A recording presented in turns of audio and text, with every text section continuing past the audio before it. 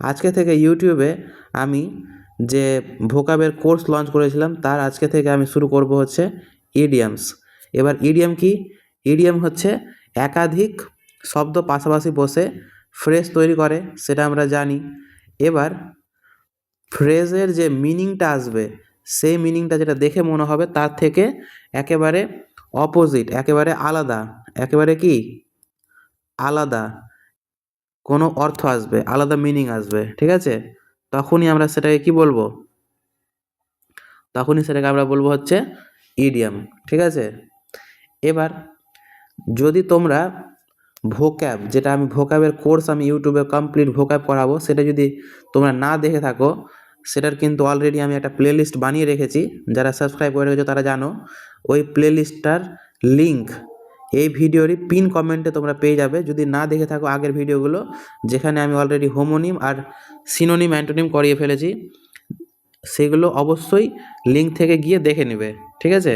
আর পরবর্তী ভিডিওগুলো দেখার জন্য চ্যানেলটিকে অবশ্যই সাবস্ক্রাইব করে নেবে, ঠিক আছে? তাহলে চলো আর দেরি না করে শুরু করা যাক। প্রথম হচ্ছে ম্যান। এই ম্যান শব্দ, যেটা ম্যানের সঙ্গে জড়িত যত রকমের ইডিয়াম হতে পারে সেগুলো আগে আমরা দেখে নিই।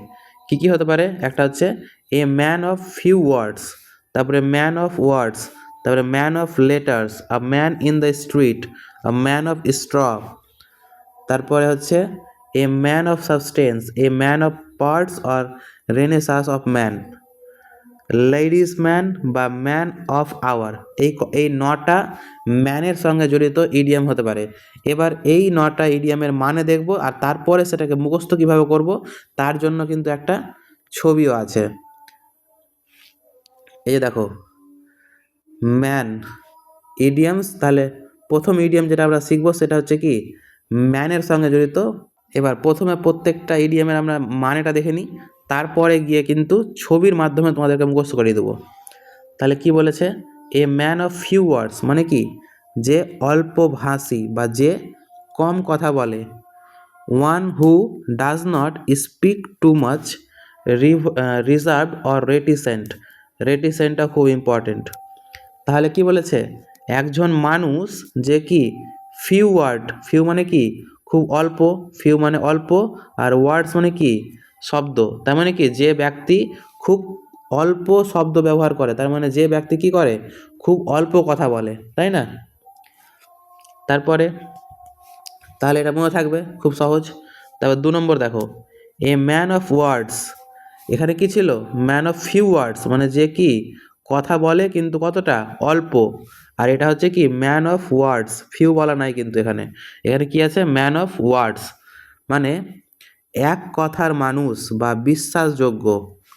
One who keeps his promise মানে বলছে যে কথা দেয় এবং কথা নিজের কথাতে অটল থাকে, যে নিজের কথা থেকে চেঞ্জ হয় না, যে নিজের প্রমিসটাকে রক্ষা করে, বা এক কথায় বলতে গেলে ট্রাস্ট ওয়ার্থি বা বিশ্বাসযোগ্য। তাহলে ম্যান অফ ওয়ার্ডস মানে কি যে হচ্ছে কথা দিলে মানুষের, ওয়ার্ড মানে কি কথা, যে মানুষ কথা দেয় সেই কথা রাখে তাকে বলি হচ্ছে ম্যান অফ ওয়ার্ডস। বুঝতে পারলাম? তারপরে ম্যান অফ লেটার্স বলছে কি এ ম্যান অফ লেটার্স মানে হচ্ছে পণ্ডিত ব্যক্তি বা বিদ্বান, স্কলারলি বা ইরুডাইট মানে এমন একজন ব্যক্তি যে হচ্ছে কি যার কাছে বারবার লেটার আসে, যার কাছে কি হয় বিভিন্ন জায়গা থেকে চিঠি আসে। এবার বিভিন্ন জায়গা থেকে চিঠি কার কাছে আসবে? যে পড়াশোনা করে আইএএস বা ইউপিএসসি পাস করে ফেলেছে, তাই না? বা কোনো বড় কোনো অফিসার পজিশনে আছে। বুঝতে পারলাম? তাহলে যে হচ্ছে লেটার মানে কি যে হচ্ছে প্রচুর পণ্ডিত, প্রচুর পড়াশোনা করেছে, প্রচুর শিক্ষিত, তাই না? তাহলে এর একটা মানে হবে কি শিক্ষিত, শিক্ষিত। তাহলে ম্যান অফ লেটার্স মানে হচ্ছে শিক্ষিত। ম্যান অফ লেটার মানে কি? ম্যান অফ লেটার মানে হচ্ছে যে শিক্ষিত, যার কাছে সবাই চিঠি পাঠায়, যার কাছে সবাই চিঠি পাঠায়। তো চিঠি সবাই কার কাছে পাঠাবে? যে হচ্ছে প্রচুর শিক্ষিত, যে কোনো বড় পজিশনে কাজ করে। বুঝতে পারলাম? তারপরে a man in the street বলেছে কি একটা মানুষ যে হচ্ছে কিসে স্ট্রিটে ঘুরে বেড়ায়। যে একজন মানুষ যে কি স্ট্রিটে ঘুরে বেড়ায়, মানে হচ্ছে সাধারণ মানুষ, কমন বা অর্ডিনারি ম্যান। বলেছে যদি কোনো নায়ক বা কোনো অফিসার বা কোনো নেতা ওরা কি সাধারণভাবে রাস্তায় রাস্তায় ঘুরে বেড়াবে? অবশ্যই ঘুরে বেড়াবে না। তাদেরকে দেখতে গেলে, দেখতে পাওয়াও অসম্ভব। শাহরুখ খানের সঙ্গে দেখতে গেলে শাহরুখ খানের বাড়ির সামনে ভিড় করে থাকতে হবে। কোনো নেতার সঙ্গে দেখা করতে গেলে অ্যাপয়েন্টমেন্ট নিতে হবে, তাই তো? কিন্তু একজন সাধারণ মানুষ যে হচ্ছে একেবারে কমন বা অর্ডিনারি ব্যক্তি, তাকে কোথায় পাবো? তাকে তো রাস্তাঘাটে পাবো। তার কোনো কাজ নাই, বেকার ছেলে। কি করবে? রাস্তাঘাটে ঘুরে বেড়াবে, তাই না? তাহলে সাধারণ মানুষ কি করে? রাস্তাঘাটে ঘুরে বেড়ায়। স্ট্রিট মানে কি? স্ট্রিট মানে হচ্ছে রাস্তা। তাহলে এমন একজন ব্যক্তি যে কোথায় থাকে?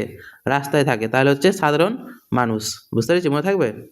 এবার 5 নম্বর বলেছে কি, এ man of straw. Man of কি? স্ট্র। স্ট্র মানে হচ্ছে দুর্বল বা চিত্তের মানুষ বা উইক পারসন, যে হচ্ছে কি খুবই কমজোর ব্যক্তি। এবার স্ট্র মানে কি? স্ট্র হচ্ছে যখন আমরা কোনো স্প্রাইট বা ঠান্ডা কোনো কোনো ধরনের স্প্রাইট, কোল্ড ড্রিঙ্ক এইসব খাই, যখন সেগুলো আমরা কি দিয়ে খাই? স্ট্র দিয়ে খাই না? স্ট্র মানে কি? স্ট্র মানে হচ্ছে তোমার কি বলে ওটাকে? পাইপ, তাই তো? এবার স্ট্র কেমন হয়? নরম হয়। স্ট্র কেমন হয়? নরম হয়, সফট হয়, খুব সহজে কি হয়ে যায়? বেঁকে যায়। খুব হার্ড হয় কি? খুব হার্ড হয় না, খুবই কি হয়? নরম হয়, শক্ত হয় না। তাহলে এমন একজন মানুষ যে কি দিয়ে তৈরি? স্ট্র দিয়ে তৈরি। তাহলে সে কেমন হবে? সে খুবই উইক হবে, তাই না? সে খুবই কি হবে? কমজোর হবে। এবার তারপরে আমরা কি দেখব? 6 নম্বর কি বলেছে? A man of substance. Man of কি? সাবস্টেন্স মানে হচ্ছে বিত্তশালী বা প্রভাবশালী, রিচ অ্যান্ড ওয়েলথি বা ইনফ্লুয়েন্সিয়াল, মানে এক কথায় বলতে গেলে বড়লোক, বড় লোক ব্যক্তি। তাহলে ম্যান মানে কি? মানুষ। কেমন মানুষ? এমন একজন মানুষ যার কাছে কি আছে? সাবস্টেন্স আছে। মানে সাবস্টেন্স মানে কি? সাবস্টেন্স তোমরা কেমিস্ট্রি কি বলে, কেমিস্ট্রিতে পড়ে হবা। সাবস্টেন্স মানে হচ্ছে কি বলে, বস্তু। এক কথায় মাথায় রাখো, সাবস্টেন্স মানে কি? বস্তু।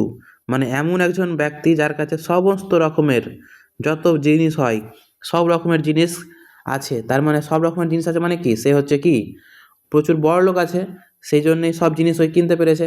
তাহলে ম্যান অফ সাবস্টেন্স। সাবস্টেন্স মানে হচ্ছে বস্তু। তার মানে এমন একজন ব্যক্তি যার কাছে কি আছে? সব ধরনের বস্তু আছে, তাই সে কি হয়ে গেছে?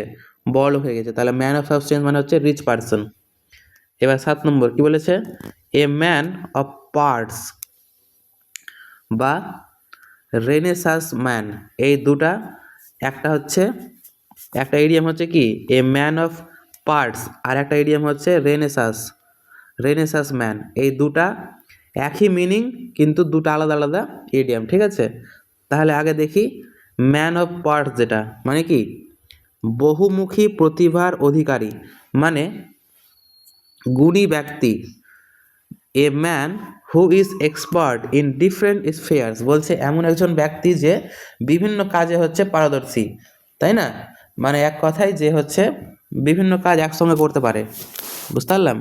তাহলে এমন একজন ব্যক্তি যে হচ্ছে কাজের অনেকগুলো পার্ট, কি বলবো? কাজের অনেকগুলো কি পার্ট, কাজের বিভিন্ন ধরনের কাজের পার্ট নিতে পারে। পার্ট মানে অংশ নেওয়া, ঠিক আছে? তাহলে এমন একজন ব্যক্তি যে বিভিন্ন কাজে অংশ নিতে পারে, তাহলে যে সব কাজ পারে সেই তো অংশ নিবে, তাই না? মনে থাকবে? এবার যদি আমি চাই যে রেনেসাস ম্যানটাকে মুখস্থ করব। রেনেসাস মানে হচ্ছে কি বিপ্লব। রেনেসাস মানে হচ্ছে বিপ্লব।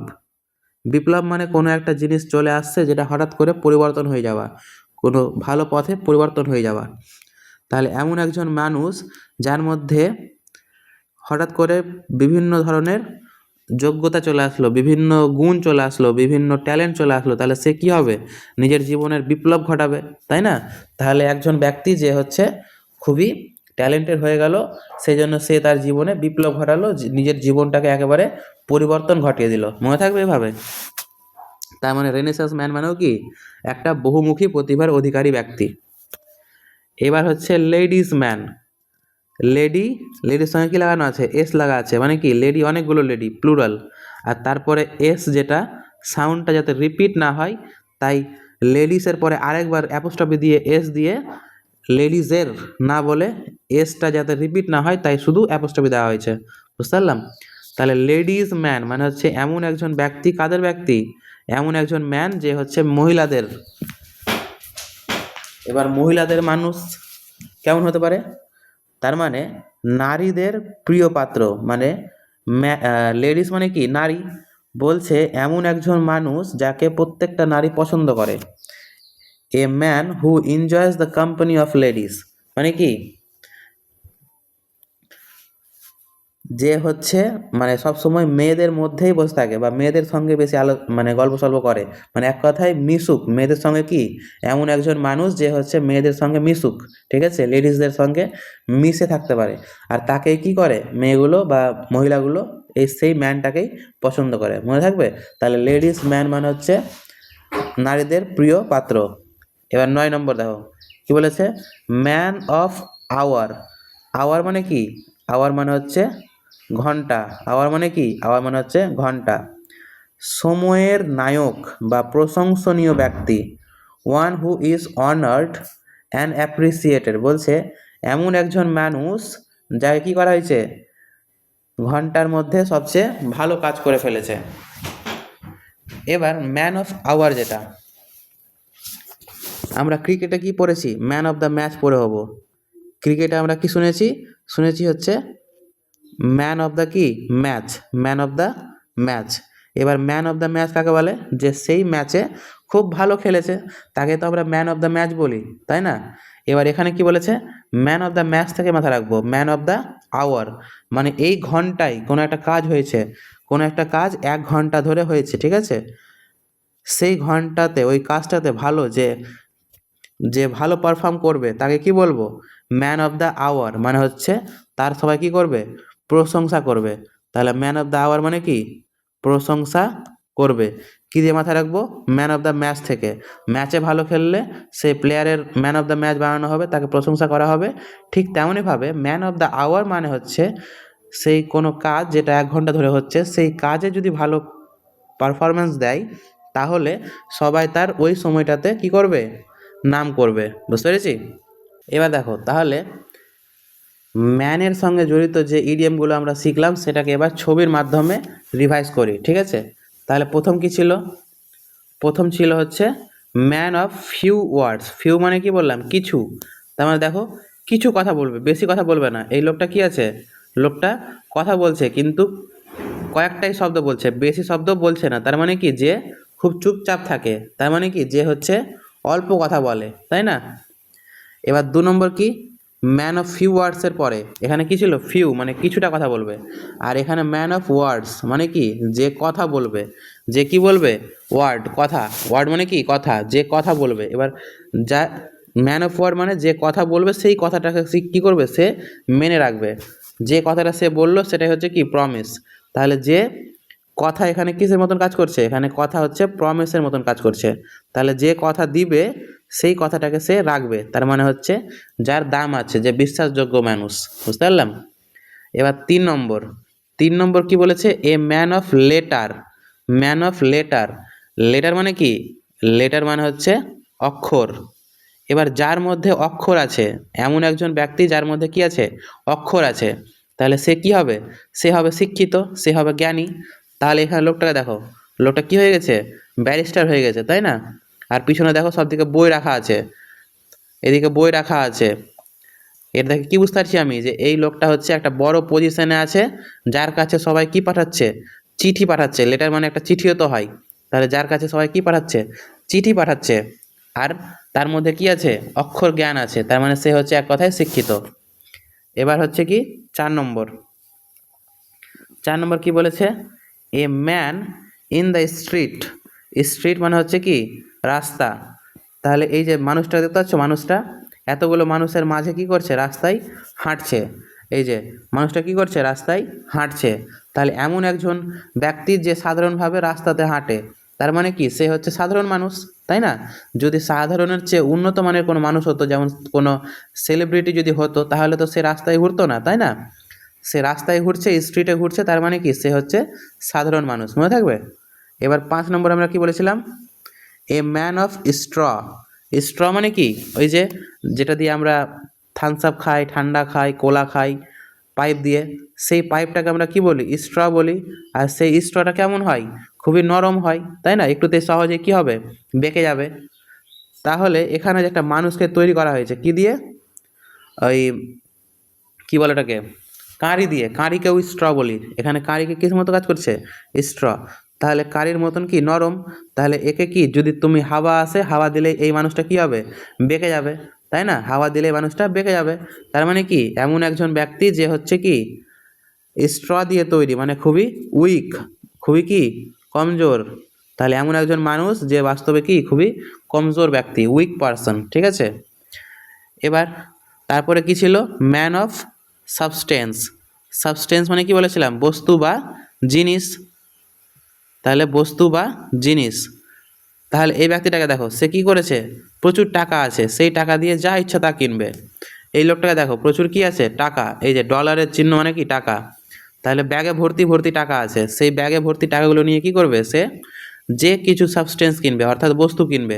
তার মানে যে হচ্ছে কি বড়লোক ব্যক্তি, ঠিক আছে। তাহলে এটা হলো 6। এবার দেখো 7 নম্বর। 7 নম্বর কি বলছে, man of parts. Man of কি, পার্ট, যার অনেকগুলো অংশ। এখানে অংশ বলতে কি, এখানে কিসের অংশ, হাত, হ্যান্ড। তাহলে এই যে লোকটা দেখতে পাচ্ছ, লোকটার কি আছে, অনেকগুলো হাত আছে, একটা দুটা তিনটা, ছটা। তাহলে লোকটার কটা হাত আছে, 6টা হাত আছে। এবার একটা হাতে কি করছে, সে ছবি আঁকছে রং তুলি দিয়ে, একটা হাতে মেকারি করছে, তাই না, আর একটা হাতে দূরবীন দিয়ে রিসার্চ করছে, ঠিক আছে। আর দুটো হাতে কি করছে, গিটার বাজাচ্ছে, মানে অর্থাৎ গান করছে। তাহলে এমন একজন ব্যক্তি যে ছবি আঁকতে পারে, রিসার্চও করতে পারে, মেকারিও করতে পারে, আর গানও করতে পারে, তাহলে সে হচ্ছে কি প্রচুর ট্যালেন্টেড ব্যক্তি। তাহলে প্রচুর গুণে অধিকারী, বিভিন্ন দিকে প্রতিভা আছে যার, তাকে কি বলবো, ম্যান অফ পার্টস। আর সে জীবনে কি আনবে, রেনেসাস বা বিপ্লব। সে নিজের জীবনে কি নিয়ে আসবে, বিপ্লব নিয়ে আসবে, নিজের জীবনটাকে প্রচুর উন্নত করে নিবে, তাই না। তাহলে রেনেসাস ম্যান, মনে থাকবে। এবার হচ্ছে খুবই সহজ একটা ওয়ার্ড, লেডিস ম্যান। লেডিস মানে কি, মহিলাদের মানুষ। দেখো এই লোকটা হচ্ছে কেমন ব্যক্তি, যে হচ্ছে এই যে 4 সাইডে কি আছে, বিভিন্ন মহিলা আছে, 4টা মহিলা, এদের মধ্যে যে থাকছে, তার মানে যে কি করে, মহিলাদের সঙ্গ পছন্দ করে। এবার তাহলে মেয়েগুলোও কি করবে, একে পছন্দ করবে, তাই না। ম্যান অফ, লেডিস ম্যান মানে হচ্ছে যারা মহিলাদের পছন্দের ব্যক্তি।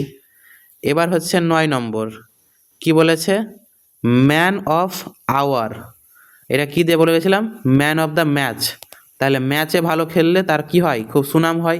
ঠিক তেমনিভাবে 1 ঘন্টা ধরে কোনো কাজ হলো, সেই কাজে ভালো পারফরমেন্স দিতে গেলে কি হবে, তার খুব সম্মান হবে। তার মানে দেখো সব কি করেছে, নিচে লোকগুলো দাঁড়িয়ে নাম করছে, কার নাম করছে, একে চেয়ার করছে। তাহলে এই লোকটা কি করেছে, ভালো কাজ করেছে, তাই না, মনে থাকবে। তাহলে ম্যানের সঙ্গে জড়িত যতগুলো ইডিয়াম ছিল সব কটা আমাদের হয়ে গেল। 9টা ইডিয়াম আমরা এখনই মুখস্থ করে ফেললাম। এবার তারপরে এবার নেক্সট যেটা আমরা ইডিয়াম পড়ব সেটা হচ্ছে সি বা ওসিয়ান বা সমুদ্রের সঙ্গে জড়িত। এখানে কটা আছে, 6টা আছে। প্রথম হচ্ছে কি, অ্যাট সি। অ্যাট সি মানে কি, কিং কর্তব্যী মুত, বোঝা গেল না।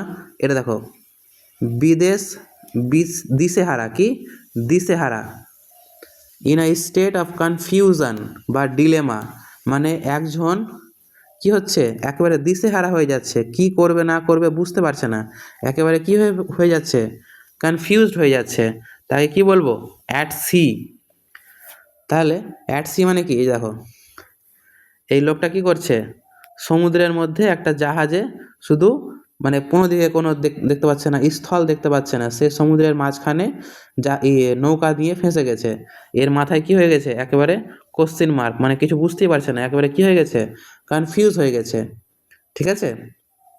তাহলে সমুদ্রের মধ্যে কোন দিকে যাবে না যাবে বুঝতে পারছে না, সে কি হয়ে গেছে, অ্যাট সি, কোথায় আছে, সমুদ্রে আছে, বুঝতেই পারছে না যে কী করবো, কোন দিকে যাব না যাব। তাহলে কি হলো, অ্যাট সি মানে হচ্ছে কি কনফিউজড। অ্যাট সি মানে হচ্ছে কি কনফিউজড, ঠিক আছে। এবার এ সি, সি মানে হচ্ছে সমুদ্র, চেঞ্জ মানে হচ্ছে পরিবর্তন, তার মানে একেবারে আমূল পরিবর্তন, মানে একেবারে বিগ চেঞ্জ, একেবারে কেমন চেঞ্জ, বিগ চেঞ্জ। যেমন ধরো কি বলেছে, দেখো সমুদ্রটা কি আছে, এই সাইডে দেখো সমুদ্রটা কি আছে, 1 নম্বর সমুদ্র দেখো পুরো নোংরা একেবারে, তাই না, নোংরা আবর্জনা ফেলা আছে। এবার এই সমুদ্রটাকে যদি পরিষ্কার করে ফেলি, এটা কি খুব সহজ জিনিস? অবশ্যই এটা খুব সহজ জিনিস না। এটা হচ্ছে কি একটা বড় পরিবর্তন, এটা হচ্ছে কি একটা বড় ধরনের পরিবর্তন। সমুদ্রে নোংরা ফেলা আছে, এত বড় সমুদ্রকে, এত বড় সমুদ্রকে যদি আমরা পরিষ্কার করতে চাই, এটা খুবই বড় কাজ। এটা কি, এটা তাহলে কি একটা বিগ চেঞ্জ। সমুদ্র কেমন হয়, বিগ হয়।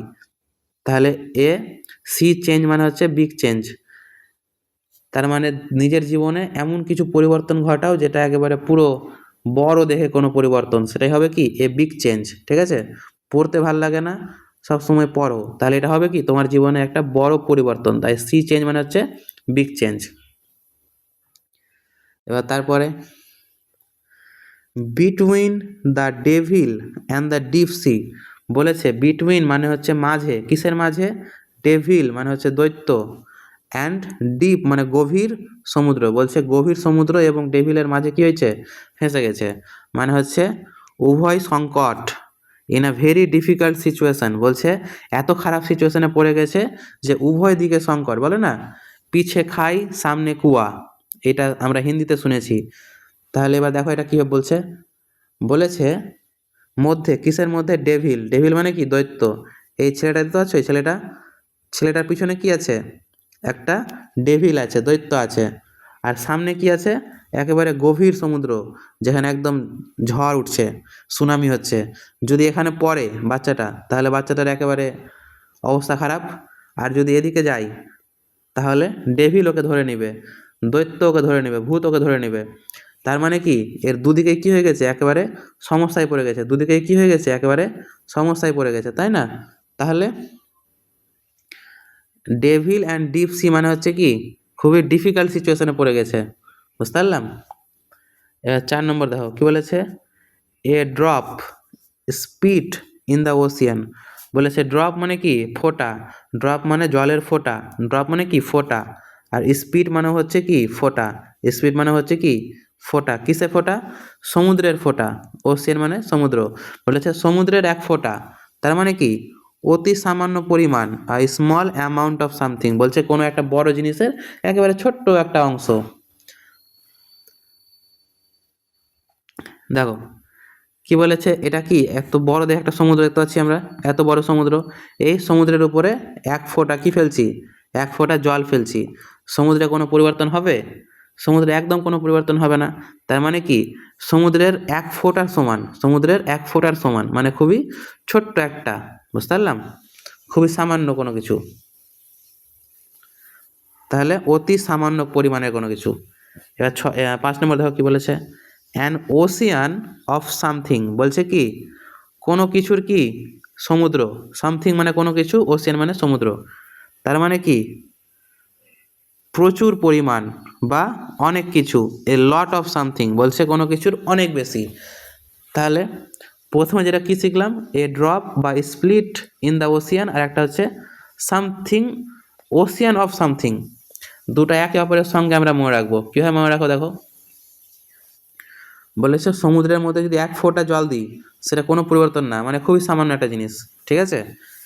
কিন্তু কোনো কিছুর, কোনো কিছু কি, কোনো কিছু মানে হচ্ছে সোনা, কোনো কিছু মানে হচ্ছে কি গোল্ড, কোনো কিছু মানে হচ্ছে গোল্ড, বলেছে গোল্ড, এই যে সোনা, এই সোনার মধ্যে যদি তুমি শুধু একটা কয়েনও পেয়ে যাও কি না, একদম অল্পটুকু, সেটাও কি হবে অনেক কিছু, তাই না। ধরো একটা, এটা দেখো কি আছে, একটা সোনার সমুদ্র, এতটি আছে যে সোনার সমুদ্র লেগে আছে, মানে প্রচুর সোনা আছে, তার মধ্যে শুধু সামথিং মানে একটু কিছু পেয়ে যাও, যদি তুমি কিছু একটু যদি পেয়ে যাও কি না, সেটাই তোমার জন্য অনেক। তাহলে something, an Ocean of something মানে হচ্ছে কি অনেক, এ ওশিয়ান অফ সামথিং মানে হচ্ছে কি তাহলে প্রচুর পরিমাণে, প্রচুর পরিমাণে, তার মানে কোনো কিছুর যদি সমুদ্র বানিয়ে দাও, কোনো কিছুর সমুদ্র বলছে, কোনো কিছু কিসের, সোনার, সোনার কি বানিয়ে দিলা তুমি? সমুদ্র বানিয়ে দিলা, মানে কি প্রচুর হয়ে গেল এটা। ঠিক আছে? তারপরে 6 নম্বর কি বলেছে? বয়েল দ্য ওশিয়ান, বলেছে সমুদ্রকে কি করতে? বয়েল মানে কি সেদ্ধ করা, বলছে সমুদ্রকে সেদ্ধ করো। এটা কি সম্ভব? এটা হচ্ছে অসম্ভব কাজ। টু ডু ইম্পসিবল থিং, বলছে কোনো ইম্পসিবল জিনিসকে করা। কি বলছে একটা, এবার দেখো ছবি দেখে মনে রাখবো কি বলেছে। এই দেখো, এই যে ছেলেটা যে আছে, ছেলেটা কোথায় দাঁড়িয়ে আছে? সমুদ্রের ধারে। আর সমুদ্রের ধারে কি করছে? সমুদ্রের ধারে সমুদ্রকে বয়েল করছে, মানে সমুদ্রকে এই যে আগুন জ্বালিয়ে কি করছে? সেদ্ধ করছে, সমুদ্রকেই সেদ্ধ করছে। এটা কি কোনো সাধারণ ব্যক্তি পারে? অবশ্যই পারে না। এটা হচ্ছে কি একেবারে ইম্পসিবল। এই ছেলেটা যেটা করছে সেটা হচ্ছে ইম্পসিবল, তাই না? তাহলে কোনো ইম্পসিবল জিনিস করাকে কি বলবো? বয়েল দ্য ওশিয়ান, মানে কোনো কিছু ইম্পসিবল কোনো কাজ করা। মনে থাকবে? তাহলে এই সি বা ওশিয়ানের সঙ্গে জড়িত যে 6টা ইডিয়ম ছিল সেটা আমাদের মুখস্থ হলো। আরেকবার আমি ছবি দিয়ে রিভাইজ করে দিচ্ছি, ঠিক আছে? কি বলেছে? একটা ছোট্ট জাহাজে একটা ছেলে বসে আছে পুরো বড় সমুদ্রে, কোনো দিকে স্থলভাগ দেখতে পাচ্ছে না। তার মানে সে কি হয়ে গেছে? একেবারে কনফিউজড হয়ে গেছে যে কোন দিকে যাব না যাব, চিন্তায় পড়ে গেছে। ঠিক আছে? অ্যাট সি মানে হচ্ছে কনফিউজড। এবার বলছে এ সি চেঞ্জ, বলেছে সমুদ্র এত নোংরা ছিল সেটাকে একেবারে পরিষ্কার করে দিলাম। এটা কি ছোটোখাটো পরিবর্তন? এটা তো একেবারে অসম্ভব, মানে এটা কঠিন পরিবর্তন, এটা বড় ধরনের একটা পরিবর্তন। তাহলে এ সি চেঞ্জ মানে হচ্ছে কি বিগ চেঞ্জ। ঠিক আছে? এবার কি বলেছে? বিটুইন মানে মাঝে, কিসের মাঝে? ডেভিল মানে হচ্ছে দৈত্য, এই যে দৈত্যটা, এবং কি ডিপ সি, এই যে গভীর সমুদ্র। বলেছে এই ছেলেটার একদিকে হচ্ছে গভীর সমুদ্র আর একদিকে হচ্ছে কি ডেভিল বা দৈত্য। তাহলে এই কেমন সিচুয়েশনে আছে? একেবারে ডেঞ্জারাস সিচুয়েশনে আছে। একেবারে কেমন সিচুয়েশনে আছে? একেবারে ডেঞ্জারাস সিচুয়েশনে আছে, তাই তো? একটা ডিফিকাল্ট বা ডেঞ্জারাস সিচুয়েশনে আছে, তাই তো? এবার তারপরে বলেছে এ ড্রপ, ড্রপ কি এক ফোঁটা, কিসের ফোঁটা? সমুদ্রের এক ফোঁটা। বলছে সমুদ্র থেকে যদি আমি এক ফোঁটা উঠিয়েও নিই বা সমুদ্রে এক ফোঁটা দিয়েও দিই, কোনো যায় আসবে? কোনো যায় আসবে না। তাহলে সমুদ্রের এক ফোঁটা জল মানে কি একেবারে সামান্য কোনো কিছু, খুবই অল্প, তাই তো? এবার বলেছে কোনো কিছুর একেবারে সমুদ্র বানিয়ে দিয়েছি। কোনো কিছুর কি সমুদ্র বানিয়ে দিয়েছি। ধরো যে সমুদ্র কিসে বানিয়েছি? গোল্ডের বানিয়েছি। তাহলে যদি গোল্ডের সমুদ্র বানিয়ে দিই তাহলে সেটা কি অল্প স্বল্প কোনো কিছু, না প্রচুর অনেক জিনিস এটা? তাহলে এটা হচ্ছে প্রচুর, তাই না? এবার বলেছে ছেলেটা কি করছে? ছেলেটা সমুদ্রের জলকে কি করবে? পুরো সমুদ্রকে কি করবে? বলছে আমি সিদ্ধ করে দেবো, আগুন জ্বালিয়ে পুরো সমুদ্রকে সিদ্ধ করে দেবো। এটা কি পসিবল? এটা তো ইম্পসিবল, এটা কেউ করতে পারবে না, তাই না? তা বয়েল দ্য ওশিয়ান মানে হচ্ছে কোনো ইম্পসিবল কাজ করা। বুঝতে পেরেছি? এবার তারপরে এবার তারপরে যে ইডিয়মগুলো আমরা শিখবো সেটা হচ্ছে হর্সের সঙ্গে জড়িত। হর্স বা কি ঘোড়া। তাহলে প্রথম বলছে কি ডার্ক হর্স। প্রথম হচ্ছে ডার্ক হর্স মানে অপ্রত্যাশিত বিজয়, মানে যাকে কেউ ভাবতেই পারেনি যে জিততে পারে, সেই ঘোড়াটা যদি কোনো রেসে জিতে যায় তখন তাকে কি বলবো? Dark horse. বলছে অ্যান আননোন, বলছে অজানা বা আনএক্সপেক্টেড, যেটা কেউ এক্সপেক্ট করেনি তেমন কেউ জিতে গেছে। যেমন দেখো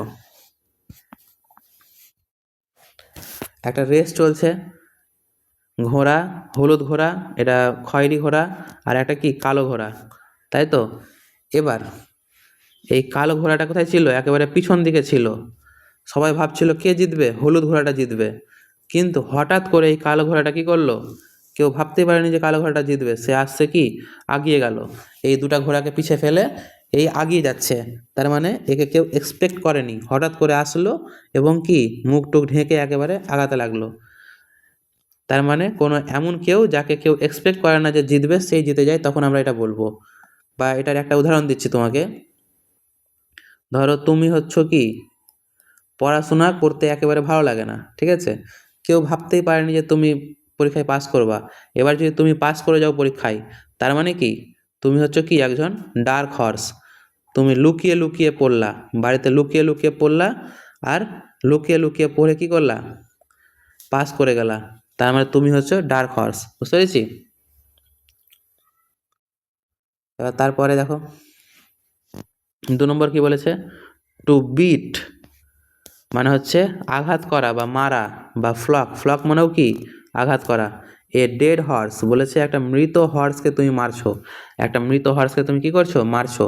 তার মানে কি অহেতুক চেষ্টা করা, তার মানে কি অহেতুক চেষ্টা করা বা বৃথা সময় নষ্ট করছো তুমি। To waste your time and energy on unnecessary things বলছে অপ্রয়োজনীয় কোনো কিছুতে তুমি কি করছো, সময় নষ্ট করছো। তাহলে দেখো এই ছেলেটা যে আছে, ছেলেটা কি করছে, হাতুড় দিয়ে মারছে, কাকে মারছে, একটা কাঠের ঘোড়াকে মারছে। এবার কাঠের ঘোড়াকে আমি কি বলতে পারি, এটা কি জীবিত না মৃত? তাহলে কাঠের ঘোড়াটা হচ্ছে কি একটা ডেড হর্স বা মৃত ঘোড়া। এবার এই ছেলেটা বলছে যে মারছে, কেন মারছে, যে ঘোড়াটাকে বলছে তুই আগা। এবার এটা তো একটা মৃত ঘোড়া, একে মেরে কি কোনো লাভ আছে, একে মেরে কোনো লাভ নাই। তার মানে এ কি করছে, একেবারে ফালতু চেষ্টা করছে, অহেতুক চেষ্টা করছে, তাই না? তাহলে to beat a dead horse মানে এমন কোনো কাজ করা যেটার কোনো মানেই হয় না, বৃথা কোনো কাজ করা, ঠিক আছে। এবার তারপরে 3 নম্বর কি বলেছে, put the cart before the horse বলেছে। কার্ট, কার্ট মানে হচ্ছে ঠেলা গাড়ি, কার্ট মানে হচ্ছে কি ঠেলা গাড়ি, সেটা কোথায় রাখবা, বিফোর মানে সামনে, কিসের সামনে, হর্সের সামনে রাখতে বলেছে। পুট মানে রাখা, বলছে হর্সের সামনে ঠেলা গাড়িটাকে রাখো। তার মানে উল্টো কাজ করা বা ভুল ক্রমে কাজ করা। To do things in wrong order বলছে যেমন কাজ করা উচিত তেমন কাজ করছে না, কেমন কাজ করছে, উল্টা বাঙাল কাজ করছে, তাই তো। যেমন এখানে ঘোড়াটা আছে, ঠিক আছে, ঘোড়াটার পিছনে, ঘোড়াটার পিছনে কি করেছে, ঠেলা গাড়ি দিয়েছে। এবার বলছে বিফোর মানে কি সামনে, যদি এই ঠেলা গাড়িটাকে ঘোড়ার সামনে বাঁধতো তাহলে এটা কাজটা কেমন হয়ে যেত, ঘোড়ার পিছনে না বেঁধে যদি ঘোড়ার সামনে বাঁধতো তাহলে কাজটা কেমন হয়ে যেত, একেবারে ফালতু ইউজলেস কাজ, অহেতুক কোনো কাজ করা, যে কাজের কোনো মানে হয় না, তাই না। তাহলে কি করছে, একেবারে উল্টা কাজ করা, তার মানে একেবারে উল্টা কাজ করছে, উল্টা কাজ করা, তাই তো। তাহলে যদি ছেলেটা ঘোড়াটাকে, ঘোড়ার পিছন থেকে এই ঠেলা গাড়িটা খুলছে, খুলে কি করবে, সামনে লাগাবে। তো সামনে যদি লাগায় তাহলে এটা কি কোনো ঠিক কাজ না, এটা তো একেবারে উল্টা কাজ, যেমন মানুষ করে তার থেকে একেবারে উল্টা কাজ করছে। তাহলে put the cart before the horse মানে হচ্ছে কোনো ভুলভাল কাজ করা, উল্টা পুল্টা কাজ করা।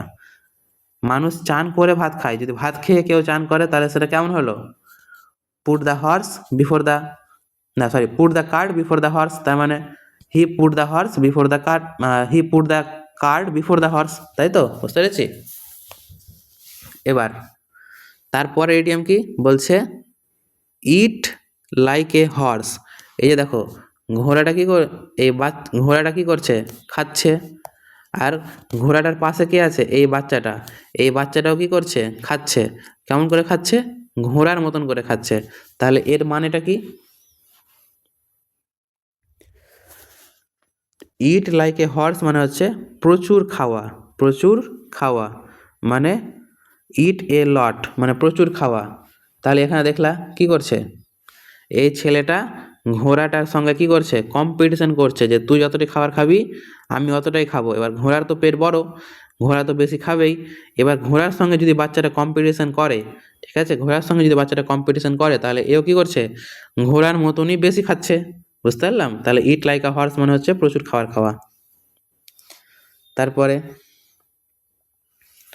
কি বলেছে 5 নম্বর, স্ট্রেইট মানে সোজাসুজি, ফ্রম দ্য হর্স মাউথ বলেছে সোজাসুজি কি ঘোড়ার মুখ থেকে, সোজাসুজি ঘোড়ার মুখ থেকে। বিশ্বস্ত সূত্রে খবর মানে কোনো বিশ্বাসযোগ্য মানুষের কাছ থেকে কোনো খবর পেলাম, তাই কি বলবো, straight from the horse mouth. Any information কোনো ইনফরমেশন যেটা কি হলো, কামিং ফ্রম যেটা আসলো, অ্যান অথেন্টিক মানে বিশ্বাসযোগ্য, বা রিলায়েবল মানে বিশ্বাসযোগ্য সোর্স, মানে কোনো বিশ্বাসযোগ্য জায়গা থেকে যদি কোনো কথা আমরা জানতে পারি সেটাকে বলবো কি straight from the horse mouth. এবার দেখো কি বলছে, এখানে দেখো ঘোড়া, ঘোড়া কি করলো, ছেলেটাকে কানে কানে কিছু একটা বলছে, ঘোড়াটা কি করছে, ছেলেটাকে কানে কানে কিছু একটা বলছে। এবার এই কি বলছে যে আমি জিতে গেছি, বা কোনো একটা সিক্রেট বাচ্চাটাকে বলছে। এবার সিক্রেটটা যে বাচ্চাটাকে বলছে সেটা কে বললো? ঘোড়া নিজের চোখে দেখলো, নিজের চোখে এসে দেখে বাচ্চাটাকে বললো। তাহলে কি ঘোড়ার মুখ থেকে যখন নিজে কথাটা শুনলাম, তাহলে এটা কি বিশ্বাস তো করতেই হবে, তাই না? এবার যদি এই ছেলেটাকে গিয়ে বলে যে জানিস ঘোড়া কথা বলে, ঘোড়া কি কথা বলতে পারে? পারে না। কিন্তু একটা ঘোড়া আছে যে কথা বলতে পারে। তাহলে এই ছেলেটা যদি এই বাচ্চাটাকে গিয়ে বলে যে ঘোড়া কথা বলতে পারে জানিস, এই কি বিশ্বাস করবে? করবে না। কিন্তু বিশ্বাসটা কে করবে? যে নিজের কানে শুনেছে সে বিশ্বাস করবে, তাই না? তাহলে straight from the horse mouth, তার মানে ঘোড়ার মুখ থেকে সোজাসুজি কোনো কথা জানতে পারা, তার মানে বিশ্বাসযোগ্য সূত্রে কোনো একটা কথা জানতে পারা। বুঝতে পেরেছি? এবার তারপরে 6 নম্বর কি? হর্স সেন্স, মানে সাধারণ বুদ্ধি বা কাণ্ডজ্ঞান, মানে এক কথায় কমন সেন্স। আমি যেটা বলি, আজকের দিনে পৃথিবীতে কমন সেন্সটাই যেটা কমন থাকা উচিত সেটাই মানুষের কাছে কি কমন নাই। তাহলে হর্স সেন্স মানে হচ্ছে কমন সেন্স। এবার দেখো, এই ছেলেটা মিডলে দাঁড়িয়ে আছে, খেলা খেলছে, বলছে এখান থেকে কীভাবে বেরাবো, রাস্তাটা খুঁজে বেরাতে হবে। এবার এই রাস্তাটা খুঁজতে গেলে কি লাগবে? ওর কমন সেন্স লাগবে, ঠিক আছে? এবার একটা জিনিস, এটা ছবি দেখে মাথা থাকবে না, আমি বলছি দেখো ভালো করে। হর্সের সেন্স, সেন্স মানে কি? জ্ঞান। সেন্স মানে কোনো কিছু বোঝার ক্ষমতা বা জ্ঞান। তাহলে কোনো একটা ঘোড়ার কি হয় বলছে এখানে, ঘোড়াও কোনো কিছু সেন্স করতে পারে। মানুষ কি করে, যদি কোথাও ভূমিকম্প হয় সেটা কিন্তু মানুষ প্রথমে বুঝতে পারে না, এমনকি কখনো কখনো ভূমিকম্প হওয়ার পরেও বুঝতে পারে না। কিন্তু কুকুর, ঘোড়া, বিভিন্ন পশু এরা কি করে, খুব সহজেই কিন্তু সেটা বুঝতে পারে, ঠিক আছে? তো এখানে বলছে ঘোড়ার কি আছে, হর্স মানে ঘোড়া, ঘোড়ার সেন্সটা কেমন? ঘোড়ার সেন্সটা হচ্ছে এই টুমিকম্প হওয়ার আগেই কিন্তু একটা হালকা শব্দ যেটা আমরা শুনতে পাই না সেগুলোও শুনতে পায়, সেই জন্য তারা কি করতে পারে, খুব সহজেই সেন্স করতে পারে, খুব সহজেই কি করতে পারে, বুঝতে পারে। তাহলে কোনো কিছু খুব সহজে বুঝতে পারে, ঠিক আছে? এবার মানুষের কি আছে? মানুষের কমন সেন্স আছে, যার দেখে আমরা বুঝতে পারি। তাহলে হর্সের সেন্সকে দেখে আমরা নিজের কমন সেন্স ইউজ করে বলতে পারবো যে এখানে ভূমিকম্প হচ্ছে, ঠিক আছে? তাহলে হর্স সেন্স মানে হচ্ছে কি কমন সেন্স, মনে থাকবে? এবার 7 নম্বর বলেছে হোল্ড মানে কি ধরা। হোল্ড মানে কি ধরা, ধরো কি ধরো, তোমার হর্সগুলোকে ধরো, তোমার ঘোড়াগুলোকে ধরো, মানে কি ধৈর্য ধরো বা থামো। Wait, be patient. দেখো এখানে দুটা ঘোড়া আছে, এরা কি করবে? রেসের ঘোড়া। এরা হচ্ছে কি রেস করার জন্য রেস খেলার ঘোড়া। এবার এদের কি হচ্ছে, তাড়াহুড়া করে পালিয়ে যাচ্ছে, এখনো রেস স্টার্ট করেনি কিন্তু তার আগে কি হচ্ছে, পালিয়ে যাচ্ছে। এদেরকে তখন এই বাচ্চাটা বলছে আরে ধৈর্য ধর, ধৈর্য ধর, এই দড়ি দিয়ে টেনে ধরে আছে আর বলছে ঘোড়াগুলোকে কি বলছে যে ধৈর্য ধরো, ধৈর্য ধরো, মানে এই নিজের ঘোড়াকে ধরে আছে আর বলছে ধৈর্য ধরো, আমরা কি করব, দৌড়াবো, কারণ আমাদের এখনো কি হয়নি, রেসটা স্টার্ট হয়নি, সেই জন্য আমাদের কি করতে হবে, ধৈর্য ধরে রাখতে হবে, ধৈর্য ধরে রাখতে হবে, ঠিক আছে? তাহলে বাচ্চাটা ঘোড়াগুলোকে ধরে আছে, কেন ধরে আছে? কারণ এই ঘোড়াগুলো ধৈর্য ধরছিল না, সেই জন্য ধৈর্য ধরতে বলছে, ঠিক আছে? হোল্ড ইউর হর্সেস মানে হচ্ছে ধৈর্য ধরো। এবার তারপরে কি বলছে, হর্স ট্রেড। হর্স মানে ঘোড়া, আর ট্রেড মানে কি, ট্রেড মানে হচ্ছে ব্যবসা। হর্স ট্রেড, ট্রেড মানে হচ্ছে কি, ট্রেড মানে হচ্ছে ব্যবসা, ঠিক আছে? ট্রেড মানে ব্যবসা, মানে হচ্ছে দর কষাকষি বা দরাদরি বা বারগেইন করা, মানে এক কথায় দাম দর করা।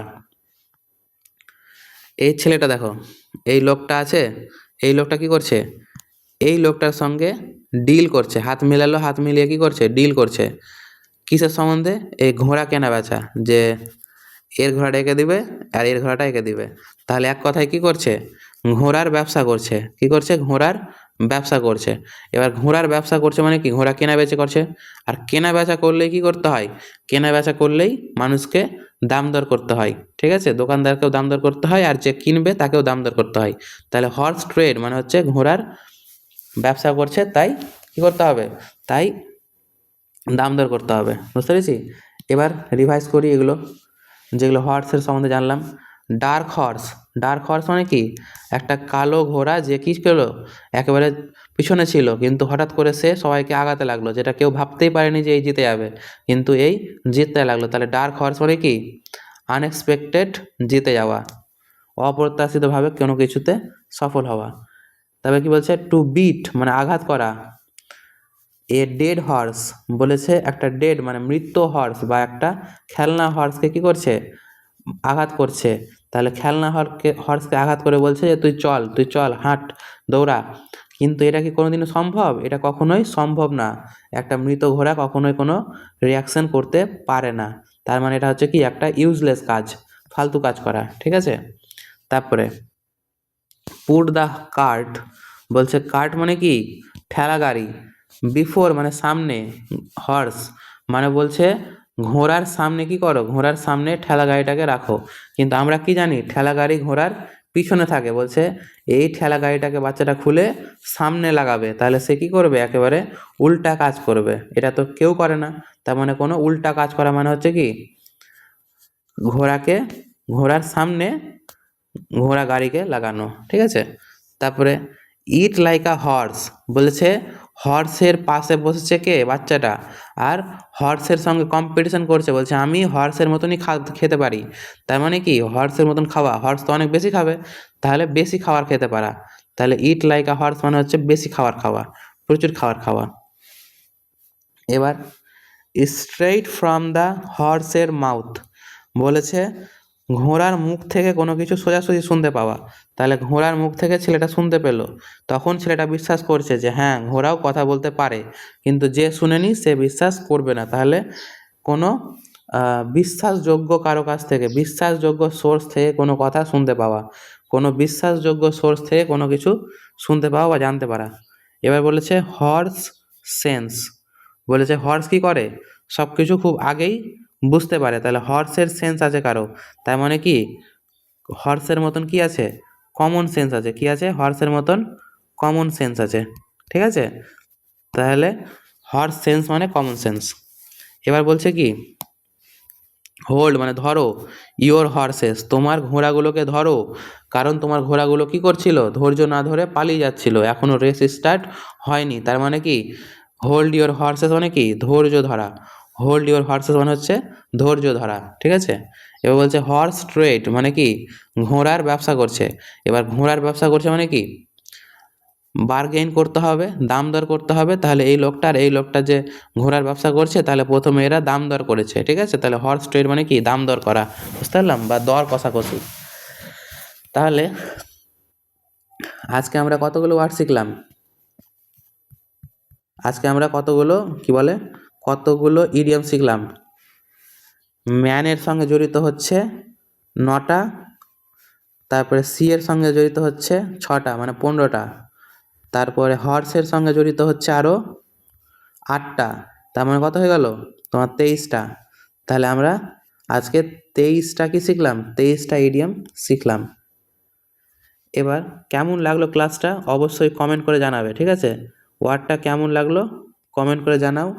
আর এই ক্লাসে যেটা আমি ছবি টবি অ্যাড করে যে পিডিএফটা বানিয়েছি, সেই পিডিএফটা আর যেটা আমি হাতে লিখলাম, যদি সেটা ডাউনলোড করতে চাও তাহলে এটারও ডেসক্রিপশানে লিঙ্ক আছে, ঠিক আছে। ডেসক্রিপশানে লিঙ্ক আছে, তার পাশাপাশি আমার কি বলে টেলিগ্রাম চ্যানেলের লিঙ্ক তুমি এই ভিডিওরই পিন কমেন্টে পেয়ে যাবা। পিন কমেন্ট থেকে তুমি এই পিডিএফটাকে টেলিগ্রাম থেকে ডাউনলোড করতে পারবা, ঠিক আছে।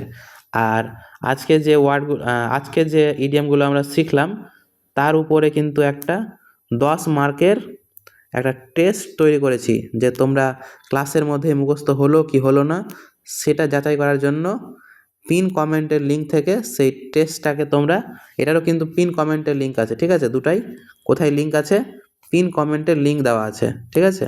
তাহলে সেই পিন কমেন্ট থেকে গিয়ে টেস্টটা আশা করবো সবাই যাতে অ্যাটেন্ড করে, ঠিক আছে। তাহলে বোঝা যাবে যে কতটা ওয়ার্ড মুখস্থ হলো আর কতটা মুখস্থ হয়নি এখনও, ঠিক আছে। এবার বাড়িতে গিয়ে রিভাইজ করবা।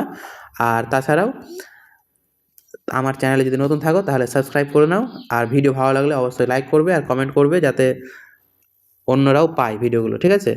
তা দেখা হচ্ছে পরের ভিডিওতে। Thank you, bye, tata.